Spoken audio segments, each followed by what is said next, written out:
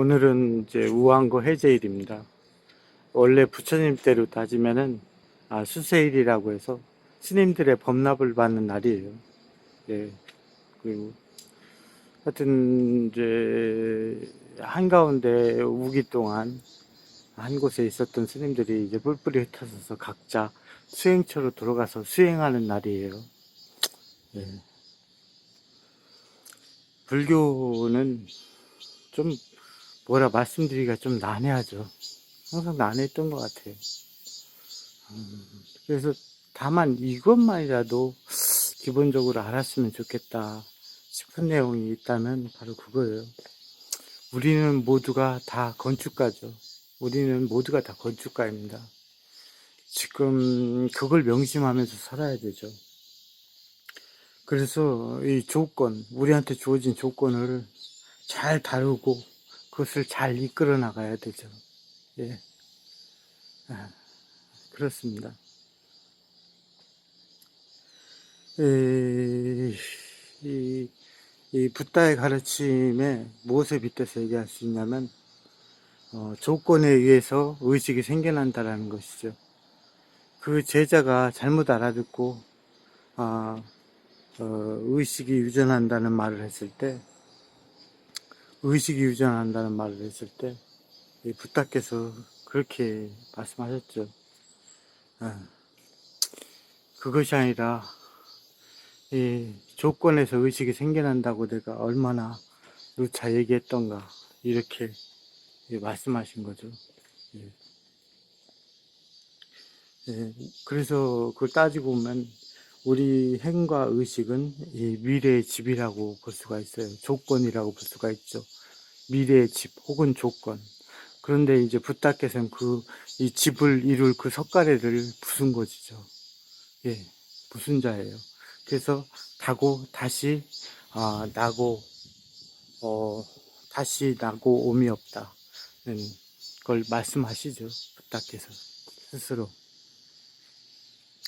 하여튼 그렇다고 한다면 우리의 의식도 또는 우리의 행동도 모두 그 집을 이루게 된다라는 것을 명확히 알아야 된다. 그러므로 우리는 건축가예요. 예.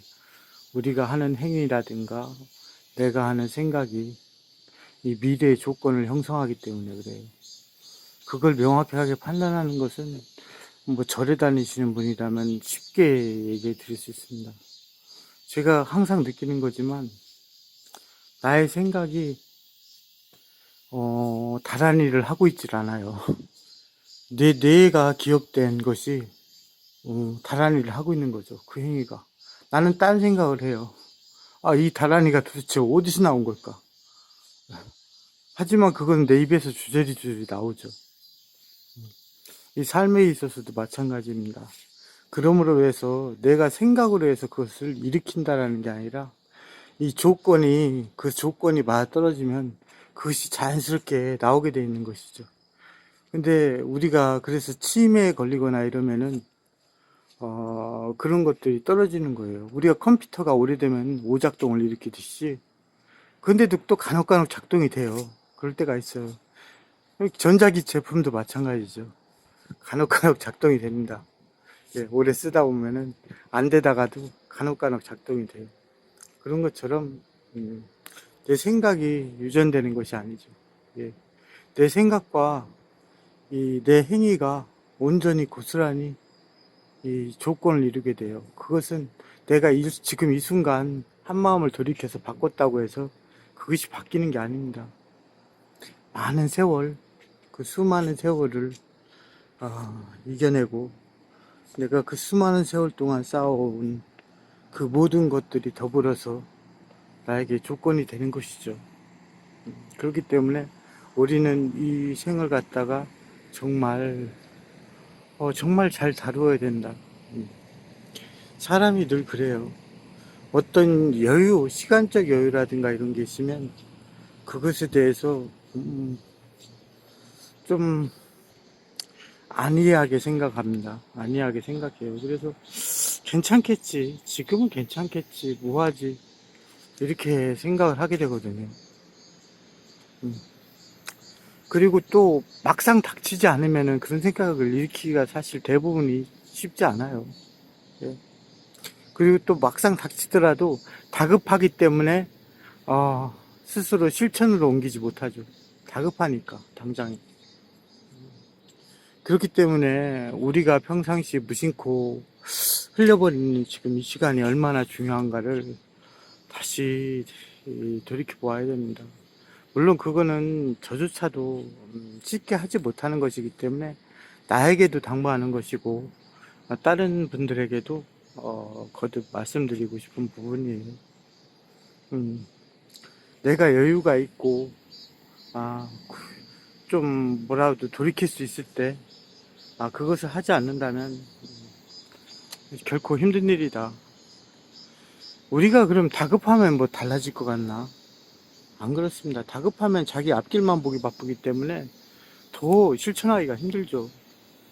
마치 늪에 빠지면 발버둥 칠수록 더 깊이 빠져들잖아요. 그것과 같은 꼴이에요. 그렇기 때문에 한번 악도에 떨어지면 그 악도에서 벗어나기가 힘든 거예요. 그래서 좋은 조건을 생성시킬 수가 없어요. 내가 여유로울 때 그것을 실천하지 않는다면 아무 의미가 없는 거죠. 근데 그것에 아주 중요한 게 이렇게 기초가 되는 게 뭐냐면 바르게 볼 수 있는 힘이에요. 그것이 옳은가 그른가를 바르게 판단할 수 있는 능력입니다. 대부분 사람들이 옳다고 행동하죠. 요즘 여기 북한산 삼각산인데 여기에 들깨가 조금 있어요. 들깨. 네, 들깨가 좀 있습니다. 근데 이 들깨한테 불쌍하잖아요. 그래서 이 들깨한테 먹이를 주다 보면 이 들깨는 매일같이 찾아오거든요. 결국엔 둘 중에 하나 선택해야 돼요. 기르던가 어떻게 하던가. 내가 한 행동이 선행이라고 사람들은 많이 행동하는 사람들도 많죠. 어떤 일에 대해서. 그렇지만 과연 그것이 선행일까? 그것을 바르게 바라보는 눈도 갖추어야만이 마찬가지로 자기 삶에 있어서의 그 많은 부분도 올바르게 행동을 할 수가 있다고 생각합니다. 그런 측면에서 이 불교적인 이 실천, 절제 여러 가지가 포함되겠죠. 그건 뭐 여러 번 얘기했으니까 굳이 얘기는 안 하겠지만 그런 것들을 많이 실천한 이후에서야 조금이나마 바른 견해가 생겨요. 그리고 나서 나는 올바로 집을 짓게 되는 거죠. 당장 붓다가 되어라. 그거는 사실 붓다도 그렇진 않았죠. 예? 다생검내로 정말 닦아가지고 그 길을 간 거잖아요. 그렇기 때문에 우리한테 사실 주어진 일반 불자들, 물론 스님들도 마찬가지일지 모릅니다. 스님들도 뭐 단박에 부처가 되고 그런 게 어디 있어요. 우리가 닦아놓은 게 없는데. 그렇기 때문에 스님들조차도